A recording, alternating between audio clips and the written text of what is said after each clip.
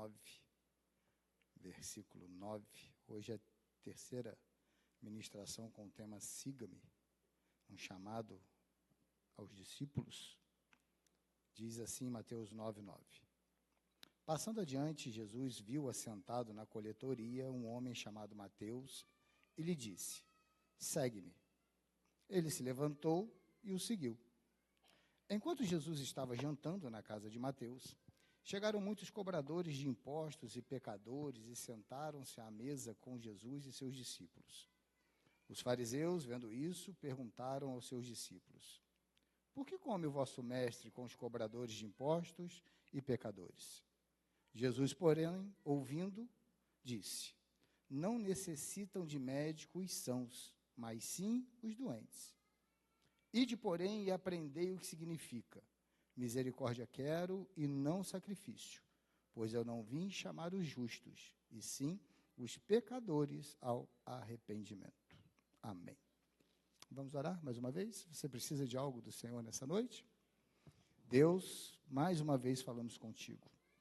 Mais uma vez com gratidão no coração, temos louvado o teu nome. E como acabamos de cantar, Deus, não queremos nos emocionar. Queremos sentir a tua presença, queremos ter transformação de vida, queremos ter mudança na nossa vida. Para isso precisamos da intervenção do teu Espírito Santo. Os nomes, Deus, que estão aqui nessa lista de necessidade, pedidos de oração, que o Senhor entre com providência sobre a vida de cada um deles. Pai, precisamos continuar ouvindo a tua voz, então te pedimos que o Senhor continue no nosso meio, manifestando a tua graça. Te louvamos em nome de Jesus. Amém. Pode se assentar, irmãos, fiquem bem à vontade. Bom estarmos aqui mais uma vez na casa do Senhor. E hoje a gente vai conversar um pouquinho sobre essa vocação, sobre esse chamado de Mateus, que acabamos de ler, Mateus capítulo 9, versículo 9, em diante. Se você for ler essa mesma passagem em Marcos e Lucas, você vai ver que não fala sobre Mateus, fala sobre Levi, mas são as mesmas pessoas. A questão, existem algumas correntes de pensamento, o porquê dessa mudança, só que nessa época era muito comum mudar o nome de alguém, sabe, acontecia alguma coisa na vida daquela pessoa, então era normal mudar o nome, e a Bíblia é cheio de relatos dessas pessoas que tiveram seus nomes mudados. Por exemplo, o próprio Cristo mudou o nome de Pedro, de Simão para Pedro. Deus mudou o nome de Abrão para Abraão, mudou o nome de Jacó para Israel, mudou o nome de Sarai para Sara. Então, era muito comum haver esse tipo de mudança, para que essa mudança exemplificasse ou revelasse às pessoas que aquela pessoa havia acontecido alguma coisa na vida dela, a ponto de mudar. Por exemplo, Jacó é um dos mais simbólicos, né? Deixa de ser o enganador, o usurpador, para ser príncipe de Deus. Porque aconteceu uma briga, né? Uma luta entre o anjo e tal. Então, mudou-se o nome dali. Então, quando você lê em Marcos e Lucas sobre Levi, você não precisa pensar, a Bíblia errou. Não. Pode ser essa mudança. Uma outra corrente acredita que Levi era só um apelido por ser da tribo de Levi, mas isso não interfere em nada no final da história. Não interfere em nada naquilo que o texto traz para nós, qual era o objetivo de Jesus nessa ocasião. E é sobre isso que a gente vai conversar um pouquinho, porque como nós estamos falando sobre essa série de ministrações, Siga-me, um chamado aos discípulos, esse, mais uma vez, vai tratar exatamente do que acontece depois de ouvir o Siga-me e começarmos a seguir Jesus. Vai acontecer mais uma vez, nós vamos tentar juntos entender o que acontece na vida da pessoa que ouve o Siga-me e segue a Jesus. Porque ouvir o Siga-me é uma coisa, seguir a Jesus é outra completamente diferente. E a gente vai ver isso. A gente vai conversar um pouquinho a respeito disso. E quando a gente olha para essa passagem, né, Jesus olha, está Mateus lá colhendo impostos, mal visto toda a vida, desde sempre coletor de impostos é mal visto, até os dias de hoje, né? A gente tem aí o fisco, o imposto de renda, que é melhor deixar de lado esse assunto, que não sei se tem quem gosta de pagar o fisco, né? Tanta taxa que a gente já paga, tantos impostos que a gente já paga, o leão ainda dá uma mordida gulosa no mês de abril, né? Aí você fica torcendo por um monte de coisa, para não cair na malha fina, para ter uma restituição, para o seu lote ser um dos primeiros, para você pagar as continhas que ficaram para trás, essas coisas todas. Mas desde sempre, então, essas pessoas eram mal vistas. E quando Jesus chama Mateus, eu fico pensando, irmãos, qual era o pensamento de Jesus no lidar com essas pessoas? Sabe, eu vou usar palavras aqui só para eu tentar colocar o meu pensamento com vocês. Me entendam, por favor, não é heresia, não é ofensa, não é nada disso, mas eu acho Jesus muito implicante. Sabe, Jesus, ele não é uma pessoa de um relacionamento fácil. Porque a maioria das pessoas quer lidar com o outro de uma forma para agradar o outro. A maioria das pessoas quer lidar com o outro para estar bem com o outro. Sabe, para evitar estresse, para evitar disse-me-disse. E principalmente nos nossos dias hoje, é muito comum qualquer coisa aborrecer o outro. Então, é muito fácil você querer lidar com a pessoa, você já conhecendo a pessoa, para evitar fadiga. Então, se tem uma pessoa teimosa e vira e fala assim, isso aqui é uma garrafa de Coca-Cola. Aí você fala assim, tá, deve ser um modelo novo. Para que eu vou falar que é um óleo para ungir? Não, sabe? Tem coisa que não compensa a fadiga. E quando eu olho Jesus se relacionando com algumas pessoas, eu tenho essa impressão de que Jesus é implicante. Porque tem coisa que ele podia deixar passar quieto. Tem coisa que ele podia deixar acontecer para facilitar, mas não. Ele chama um camarada que é mal visto pela sociedade, ele chama um camarada que ninguém gostava dele, fala, vem comigo, até aí, irmãos, sabe? Aceitável, porque aí dá para falar, não, Jesus vai fazer uma obra na vida dele, ele vai mudar e tal, mas antes de qualquer coisa, Jesus vai para a casa do cara jantar. Jesus vai dar margem para as pessoas olharem e falar exatamente o que foi falado. Perguntar para os discípulos, mas seu Deus, seu Jesus não é santo, não é filho de Deus? O que ele está fazendo sentado na mesa do pecador? Por que ele está ali, sabe? Jesus podia evitar essa fadiga. Mas não, ele sai, olha o texto, enquanto Jesus, ele levantou e seguiu, né? Chamou Mateus, levantou e seguiu. Enquanto Jesus estava jantando na casa de Mateus, tranquilo, a notícia correu. Quem vai na casa do outro ou é convidado ou é amigo. Né? Ninguém vai na casa do outro se não for convidado, se não for amigo, só se for muito enxerido. Mas se chegar na casa do outro, geralmente é porque você é convidado ou porque você é amigo. Jesus está jantando na casa de Mateus. Quem são os amigos, o grupo de relacionamento de Mateus? Pecadores. E está lá. Chegaram muitos cobradores de impostos, a mesma laia, o mesmo time, o happy hour do imposto de renda foi na casa de Mateus, e além de muitos cobradores de impostos, pecadores. E o pior, sentaram-se com Jesus. Sentar-se à mesa com alguém é nítida a impressão de que aquelas pessoas têm algo em comum. Quando a gente senta à mesa de alguém para almoçar, para jantar, para tomar um café, para lanchar, é nítido que você tem um relacionamento com aquela pessoa e tem algo em comum com aquilo. Eu não sei se você tem essa dificuldade, mas, por exemplo, eu morro de medo de ir num restaurante self-service, sentar numa mesa e aparecer um estranho e falar comigo, posso sentar aí? eu vou falar para o cara, pode. Mas muito contra gosto, muita contra vontade, tentando ser o mais educado possível, vou engolir a minha comida para eu poder ir embora o mais rápido possível. Porque eu não tenho nada em comum com aquela pessoa. Eu não conheço, eu não sei quem é, e é normal acontecer, né? Cidade com maior fluxo de pessoas, é muito normal ter uma mesa com 3, 4 lugares, você está sozinho, alguém chega, posso sentar aí? Pode, senta aí. Mas eu acho desagradável isso. Eu nunca faria isso, mas às vezes a pessoa faz. Então, quando você senta à mesa com alguém, tem-se a impressão de que você tem algo em comum.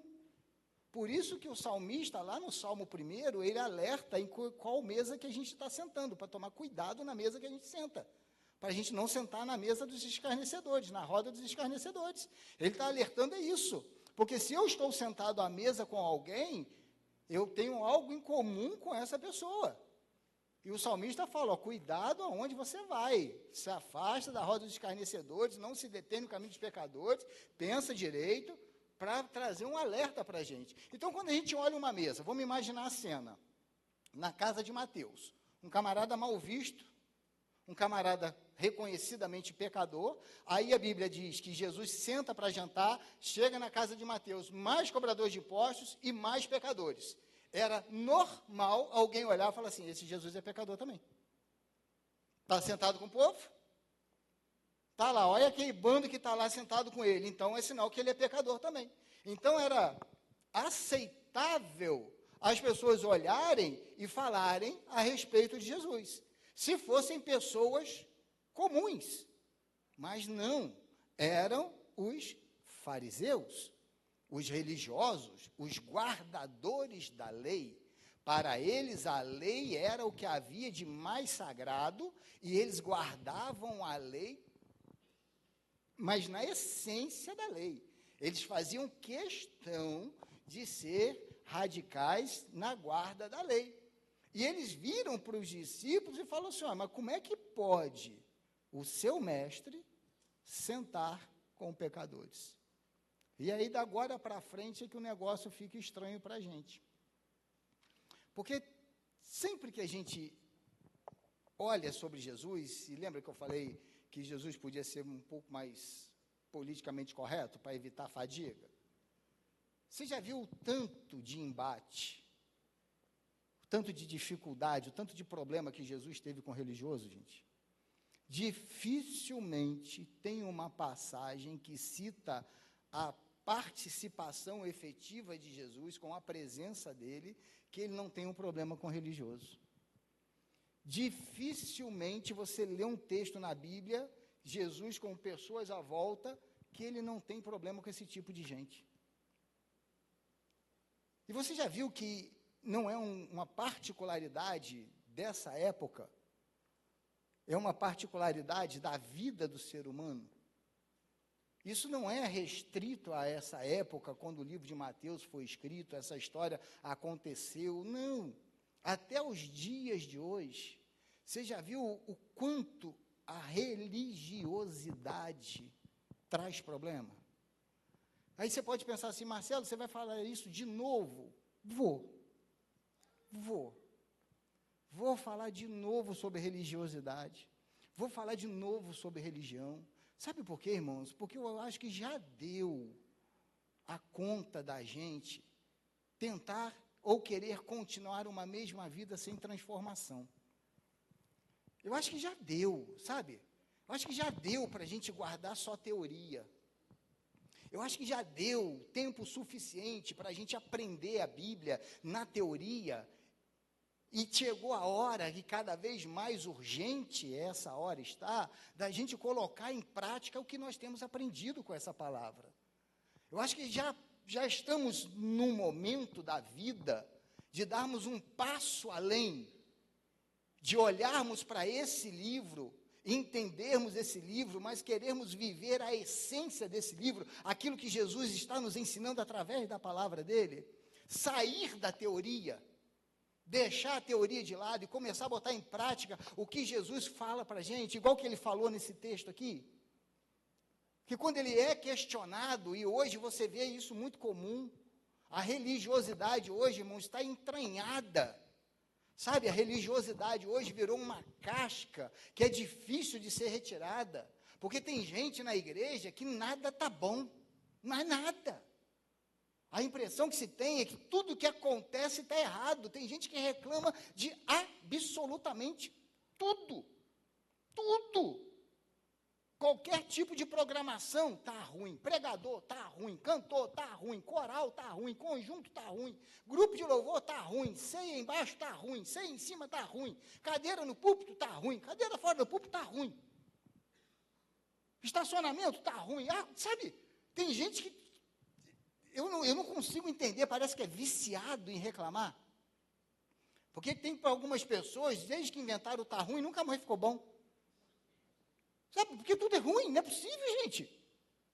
Aí você olha, aí você tenta achar uma explicação plausível para aquilo ali, e a única coisa que você consegue encontrar é religioso.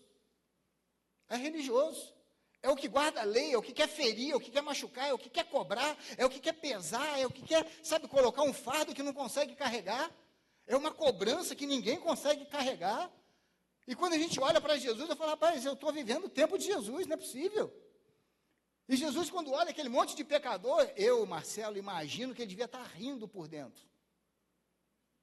Quando Jesus olha a mesa dele, cheia de pecador, cheia de cobrador de impostos, cheia de gente mal vista, ele devia estar pensando assim, acertei hoje eu acertei.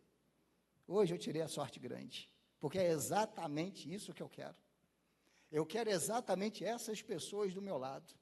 Eu quero quanto mais problemático do meu lado, melhor, para que eu possa manifestar a minha graça sobre a vida dele e transformar a vida dele. E eu fico imaginando Jesus, aí é coisa minha, tá, irmãos? Falo eu, não o Senhor. Eu fico imaginando Jesus, rapaz, acertei na moça que me chamar Mateus. Olha que renca de gente ruim que veio atrás de Mateus. Olha que monte de mulambada que veio atrás de Mateus para poder trabalhar na vida deles. Vou falar uma coisa para vocês, irmãos, é bem que a gente está aqui todo mundo em casa, né? Não se escandaliza comigo, não. Você sabe que ser crente às vezes atrapalha a vida da gente com Deus? Você já parou para pensar nisso? Que às vezes a gente ser crente atrapalha a nossa comunhão com Deus? Porque quando a gente é crente, a gente começa a achar que a gente está fazendo alguma coisa aqui de vantagem. Quando a gente é crente, a gente começa a achar que a gente está aqui, agora eu sou bonzão, agora eu estou melhor, agora eu estou isso, agora eu estou aquilo. E a gente esquece de onde Deus tirou a gente. A gente esquece o que Deus já fez na vida da gente. O salmista tem uma passagem muito bacana, ele diz que ele me tirou do lamaçal de pecado, me colocou sobre uma rocha, firmou os meus passos e colocou um cântico novo na minha boca. Ou seja, ele mudou toda a história da minha vida. Agora, quanto tempo tem durado essa mudança? Lá no Apocalipse ele fala para uma igreja, faz o seguinte, filhinho, o negócio que está aí do jeito que está aí, está ruim pra caramba. Volta pensa, volta lá onde você caiu e começa de novo a viver aquele primeiro amor que você tinha. Não é o primeiro amor de, ai que maravilha, não, era o primeiro amor de valorizar o que Deus havia feito na vida. Valorizar as coisas que Deus tinha tratado na vida da pessoa. Só que o tempo de casa às vezes traz um ranço para a gente, da gente achar que é melhor do que o outro, só porque o outro está chegando agora. Eu já li a Bíblia, que diferença faz?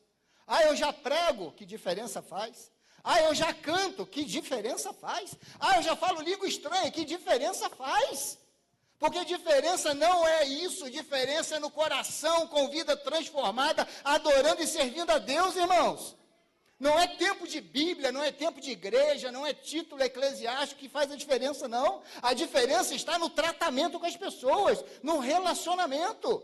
E Jesus vira para os fariseus, para os religiosos, e diz assim, não necessitam de médico os sãos, mas sim os doentes.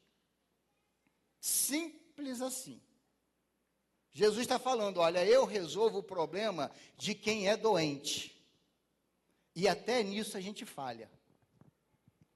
Eu sempre falo, e falo com muito prazer, de uma instituição, que já falei aqui diversas vezes, que é o AA, Alcoólicos Anônimos. Alcoólicos Anônimos. Eu acho essa instituição fantástica, maravilhosa. O trabalho que ela faz no mundo é uma coisa espetacular.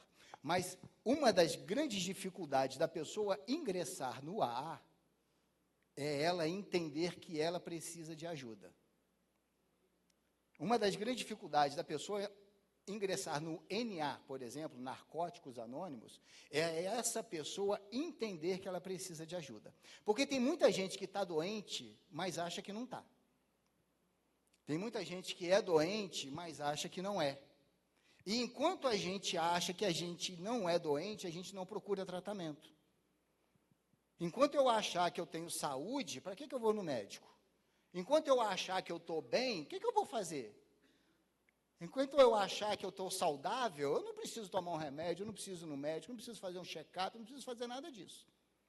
E nós, evangélicos, nós criamos uma barreira que, graças a Deus, está caindo por terra. Graças a Deus por essa vitória enorme que está caindo no meio do povo evangélico, que é o tal da saúde mental, que durante muito tempo, problema de saúde mental era coisa de demônio. E graças a Deus isso está caindo por terra, porque problema de saúde mental é problema de saúde mental, não tem nada a ver com espírito maligno, que se for espírito maligno, você repreende e vai embora, irmão. Mas existem problemas realmente de saúde mental, a pessoa precisa de tratamento. Aí quando a pessoa se entende, não, eu estou precisando de uma ajuda, precisando de tratamento, aí começa as coisas. Aí começa. Deus só vai começar a agir na nossa vida quando nós, diante do Senhor, nós, como indivíduos, olharmos para Ele e falar, Senhor, eu preciso mudar. Eu não estou satisfeito com quem eu estou sendo. Eu não estou satisfeito da maneira que eu estou vivendo comigo. Eu não estou me sentindo bem da maneira que eu tenho tratado o meu próximo. Aí Deus começa a trabalhar, porque eu me permiti deixar Deus trabalhar na minha vida. Agora, enquanto eu achar que eu sou certo, que eu sou melhor, que eu sou isso, que eu sou aquilo, Deus não vai poder interferir na minha vida. Jesus falou para eles, eu não vim, porque quem é bom de saúde não precisa de médico. Agora, eu vim para quem é doente, eu vim para quem sabe que precisa de mim. Eu vim para quem entende, e é um texto bíblico que diz que sem Jesus nós nada podemos fazer, e isso não for entendimento nosso de verdade, irmãos, Jesus não vai agir na vida da gente. Enquanto eu não entender que eu preciso de Jesus na minha vida para Ele trabalhar em mim, nada que eu fizer vai dar certo, porque eu estou me colocando melhor do que Jesus, eu não preciso do Senhor. Quem é aqui que vai hoje, né, que esteja bem de saúde, vai lá para a porta do Raul Sertã, ou para a UPA, que não tem nada para fazer em casa, para tomar uma injeção de bezetacil, que dizem que dói para caramba. Eu nunca tomei, mas dizem que dói para caramba. Aí você não tem nada para fazer, nada, absolutamente nada para você fazer hoje. A novela você não está acompanhando, Big Brother, não sei se acabou, você não está vendo também. Você está tranquilo, eu vou lá para a porta da UPA. Aí chega lá e fala, doutor, eu quero tomar uma bezetacil. Mas por quê? Não, porque eu estou bem. Você está doendo? Dor de cabeça? Dor de barriga? Dor na junta? Eu só quero tomar. Ninguém faz isso, irmão. Ninguém faz isso. Ninguém vai ficar 5, 6 horas na fila de hospital com a pulseirinha lá. Para quê? Estou sentindo nada, não. Ninguém faz isso. A gente procura ajuda quando a gente está precisando de ajuda. Uma vez eu passei mal, estava em Juiz de Fora com cólica renal. Fui para o hospital, a enfermeira lá achou que eu estava sem dor, né, porque não era ela. Eu sei, irmão, que eu sou frouxo, mas o tal de cólica renal é ruim demais. Eu estava passando mal aquele dia. Aí me deu a pulseirinha lá, eu acho que é azul, aquela que demora bastante tempo. Eu vou morrer aqui hoje, gente. Eu vou morrer. E tomo de tomar água e orar e fazer promessa para Deus. Eu não vou fazer mais isso. Mentira, fiz tudo de novo depois. De repente, fui no banheiro, consegui expeliar o cálculo. Saí do banheiro, cheguei para a moça, arranquei, falei, pode arrancar minha ficha. Mas o senhor está passando mal? Eu falei, eu estava passando mal. A pedra saiu, acabou a dor. Simples assim, saiu o cálculo, acabou a dor. A dor era exatamente por causa do cálculo. O cálculo saiu, acabou a dor. Agora, enquanto eu estava doente, passando mal, eu estava onde o lugar eu podia ser socorrido. Às vezes a gente só quer ir aos pés do Senhor para pedir coisa para Ele. A gente nem se dá conta de que estamos pedindo só as coisas para Deus. A gente nem se dá conta de que estamos procurando por Deus, só o Senhor me dá, faz por mim e tal, e a gente não tem coragem de chegar para Ele e falar, Senhor, quem sabe não é a mudança na minha vida que vai abrir a porta que eu estou precisando que abra? Quem sabe que não vai ser o meu comportamento que vai tirar esse empecilho que está no meu caminho? Quem sabe não é eu entender que eu preciso do Senhor que vai tirar todos os problemas que eu estou enfrentando hoje? Porque, irmão, tem coisa que é o diabo? Tem, mas a maioria é nossa, tá? A maioria é problema nosso. A maioria é decisão errada nossa. E que a gente quer responsabilizar, quer terceirizar o compromisso e falar, com Deus se fosse Deus, o Senhor é o diabo. E não, mas a responsabilidade é nossa. Então Jesus vira para eles e fala assim, olha só, gente, eu não vim para vocês são bons? Não precisam estar comigo.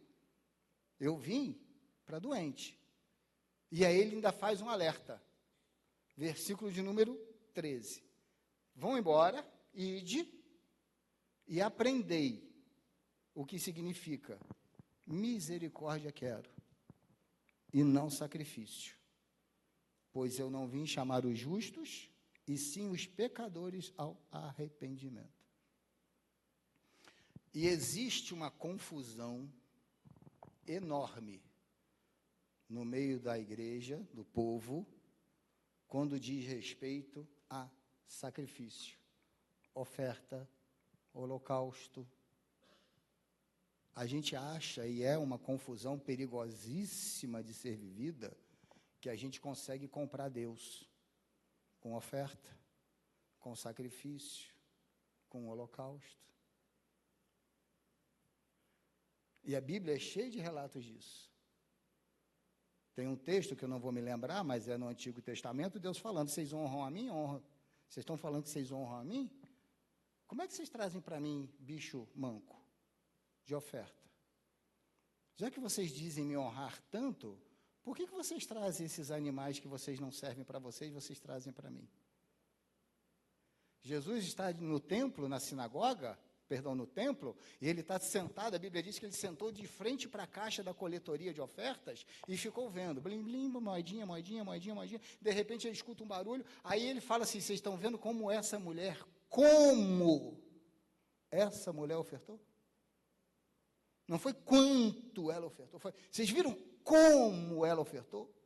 Ele está dizendo, a única que trouxe oferta até agora para mim foi essa mulher.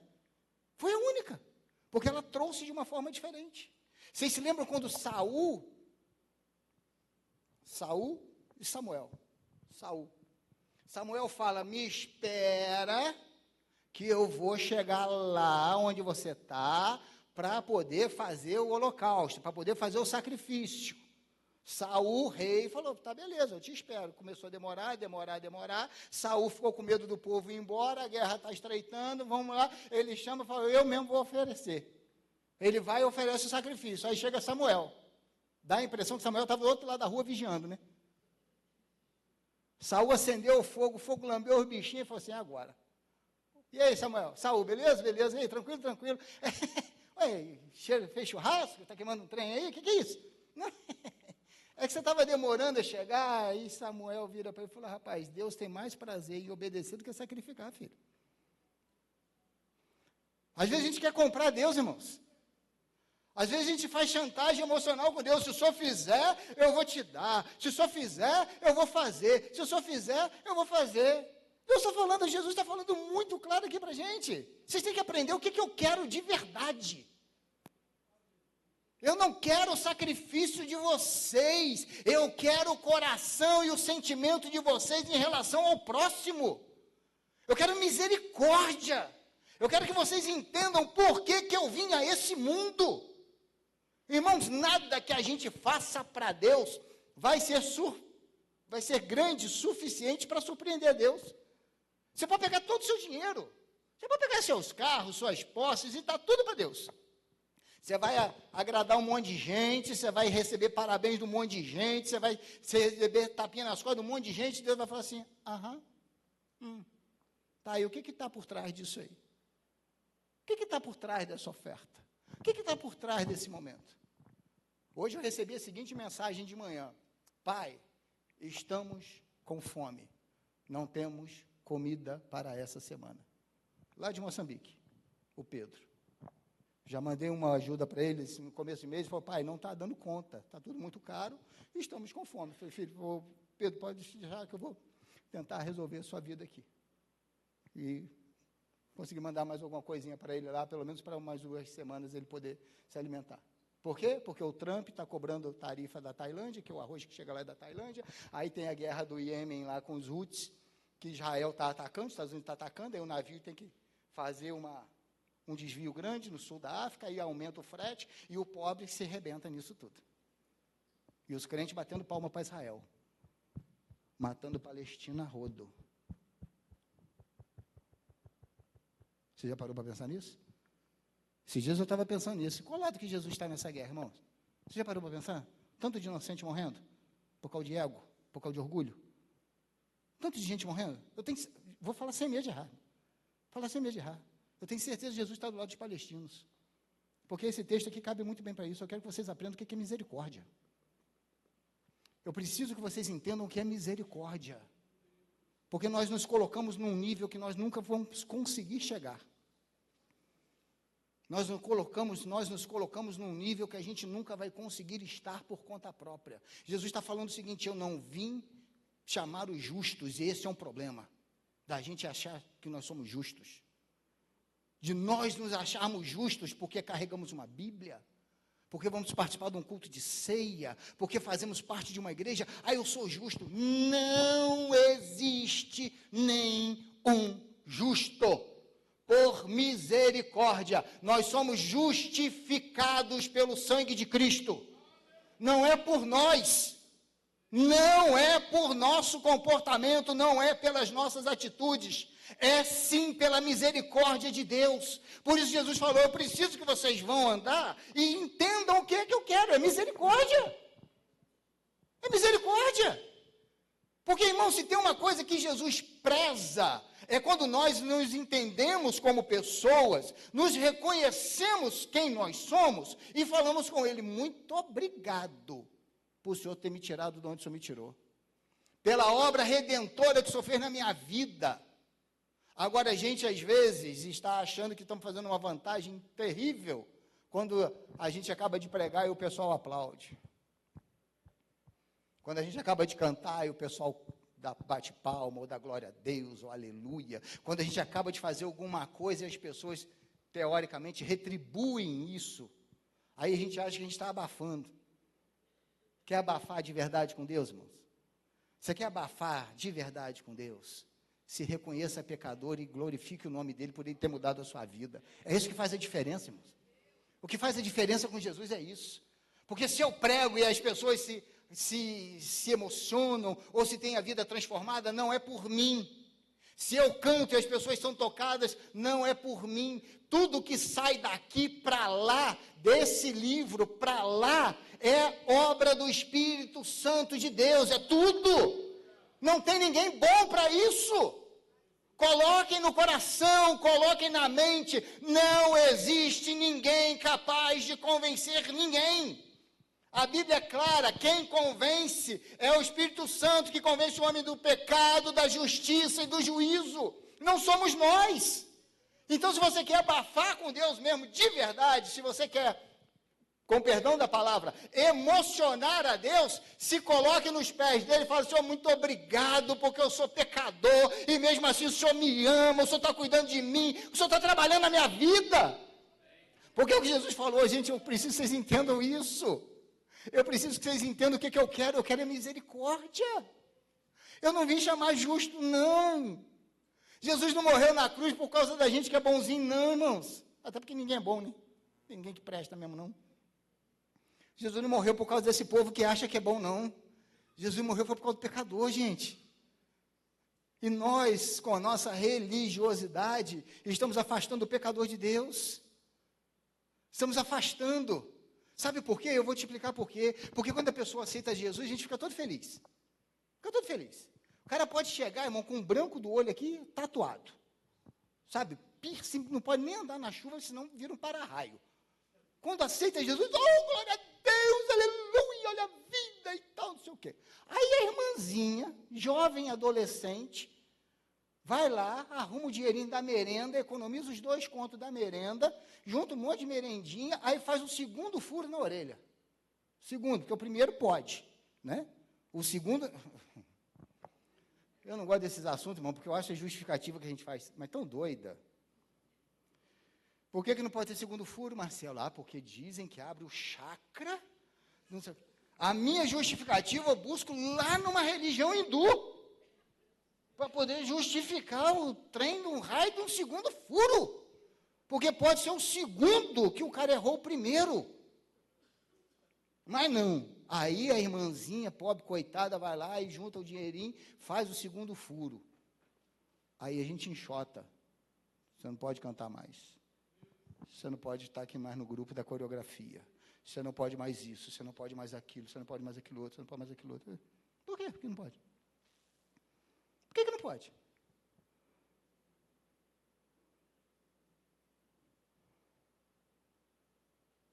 Há umas práticas, graças a Deus, eu vou falar da nossa casa, que na nossa casa, na Assembleia de Deus Central, não existem essas práticas.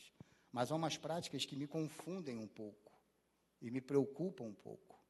Existe um profeta na Bíblia, que eu não vou me lembrar o nome, acho que é Ezequiel, no livro de Ezequiel que fala. Pode me corrigir se não for Ezequiel, por favor. Que diz o seguinte: eu te pus por atalaia, ou seja, eu te pus por proclamador. Então você fala, você tem que falar. Se você falar e a pessoa se arrepender, beleza, deu tudo certo, você ganhou uma alma. Se você falar e a pessoa não se arrepender, beleza também, você fez a sua parte, ele que dê conta dele. Agora, se você não falar e essa pessoa morrer, o sangue vai ser cobrado de você. É uma responsabilidade. Afinal, a quem muito é dado, muito será cobrado. Então, é uma responsabilidade. Aí tem uma prática por aí afora, que é o seguinte: o camarada vai e pisa na bola. Qualquer erro. Aí eu, como líder, a minha determinação é: você vai ficar 6 meses no banco. Sem comunhão, sem ceia. Igual que eu tivesse morrido por ele. Igual que fosse eu que tivesse dado a vida por ele. Aí sabe por que eu faço isso? É porque eu não sei quanto vale aquela alma. Você quer ver? E espero que é só um exemplo, tá, irmãos? Por favor, só vou dar um exemplo. Você quer ver um drogado ter valor na sua casa? É só ele ser seu filho.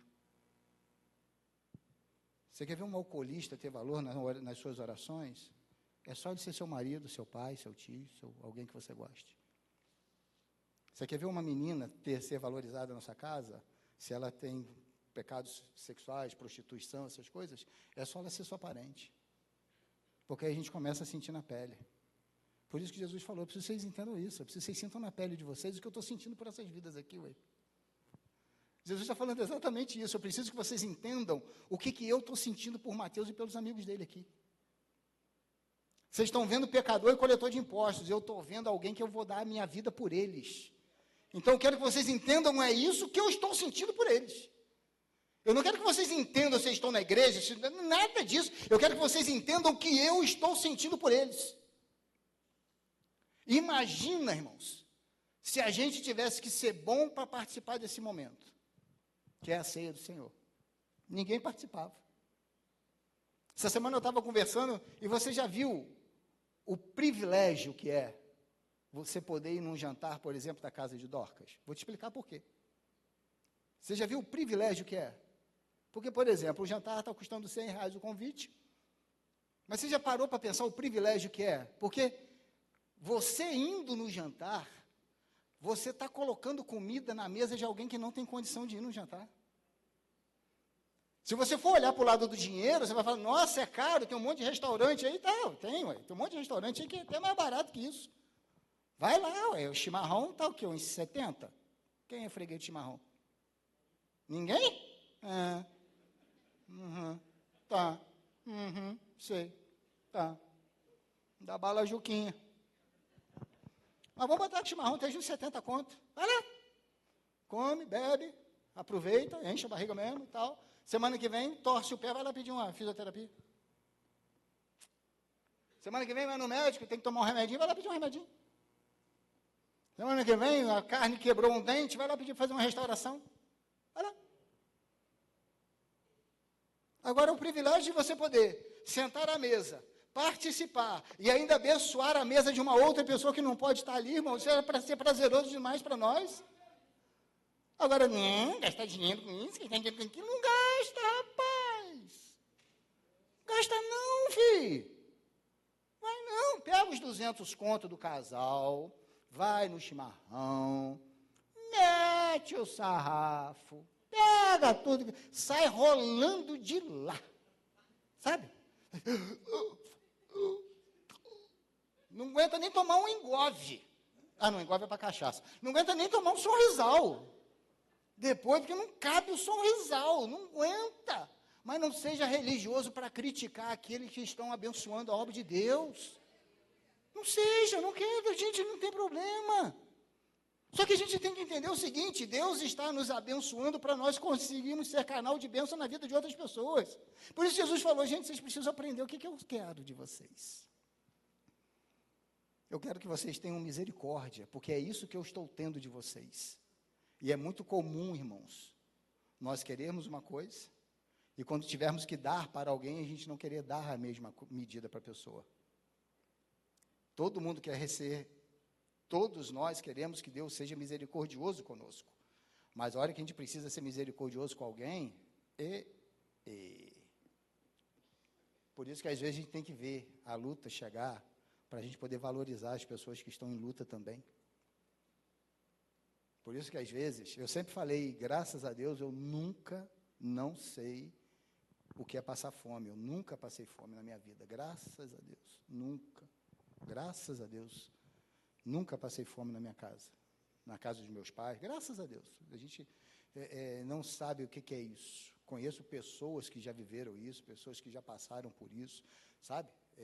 Então eu posso falar, graças a Deus, a gente nunca passou por isso. Mas você recebeu uma mensagem de um camarada, fala, pai, eu estou com fome. A gente não tem o que comer essa semana. Aí eu olho para a minha mesa, tem lá alguma coisa, falo, não, peraí, cara, eu vou tentar te ajudar com alguma coisa. Falei, não sei se vai dar para 2 semanas, mas toma aí, semana que vem a gente tenta de novo, semana que vem a gente tenta mais um pouco, semana que vem tenta mais um pouco. Sabe? Tem gente, irmãos, que estão sendo abençoados porque Deus está te abençoando. Então não guarda a bênção no seu balaio lá, não. Abençoe. Seja misericordioso. Porque, afinal de contas, Jesus veio exatamente para esse tipo de pessoa. Para eu terminar, só vou ler o versículo. Ide, porém, e aprendei o que significa misericórdia quero e não sacrifícios. Pois eu não vim chamar os justos, e sim os pecadores ao arrependimento. Porque também não adianta eu saber que eu sou pecador e não querer mudar a minha vida. Crente Gabriela está cheio por aí. Eu nasci assim, eu cresci assim, você sempre assim. Então, tem gente que não sabe o que é isso, né? Gabriela era uma novela da época que Zé Antônio Pinto assistia novela. Hoje ele só vê Big Brother, mas na época que ele assistia novela, saiu até essa teoria, espírito de Gabriela. Eu nasci assim, eu cresci assim e você sempre assim. Uma novela de Jorge Amado, de um livro de Jorge Amado. Tem gente que acha que é isso. Tem gente que acha que Jesus está fazendo uma força. Tem gente que acha que Jesus está batendo palma lá no céu. Ai, que bom que Marcelo veio na igreja hoje. Olha, Espírito Santo, nossa, que legal que Marcelo veio na igreja hoje. Irmão, nunca esqueça. Quem precisa de Deus somos nós. Quem precisa da intervenção de Deus na nossa vida, somos nós. Quem precisa do agir de Deus sobre a nossa vida, somos nós. Então, que esse momento, a gente possa entender o que Jesus quer de nós. O que ele veio, qual é a obra redentora de Jesus. A obra redentora de Jesus, não é formar pastor. Isso é um homem. A obra redentora de Jesus não é formar grupos de louvor, não é formar corais, não é formar EBD, não. A obra redentora de Jesus é salvar o pecador.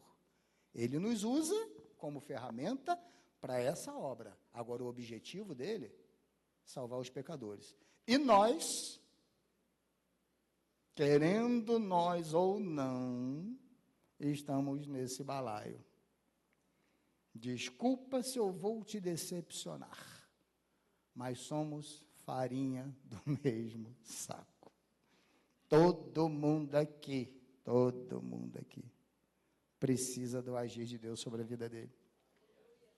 Eu já exerço a função há 20 e poucos anos, pastor João Miranda. Quantos anos o senhor é pastor, pastor? Desculpa. Quantos anos o senhor é pastor?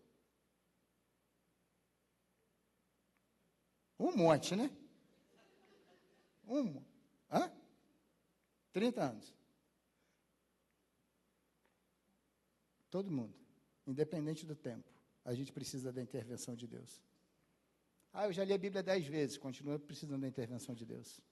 Eu prego para multidões, continua precisando da intervenção de Deus. Eu sou um excelente professor de ABD, continua precisando da intervenção de Deus. Todo mundo vai continuar. Até o dia da nossa morte. Até o dia da nossa morte, nós vamos precisar da intervenção de Deus. Então, nada melhor do que a gente entender palavra de Jesus, ide, porém, e aprender o que significa. Misericórdia eu quero. A gente precisa aprender isso. A gente quer saber, né, e é necessário, é importante saber tanta coisa. Daniel, Apocalipse, livros proféticos, é importante, é interessante saber tudo isso, mas às vezes a gente não entende um texto como esse. O que Jesus quer estar falando para nós sobre misericórdia? E nessa noite a gente vai participar desse momento. Eu queria convidar você a ficar de pé e abrir sua Bíblia comigo no livro de Mateus, capítulo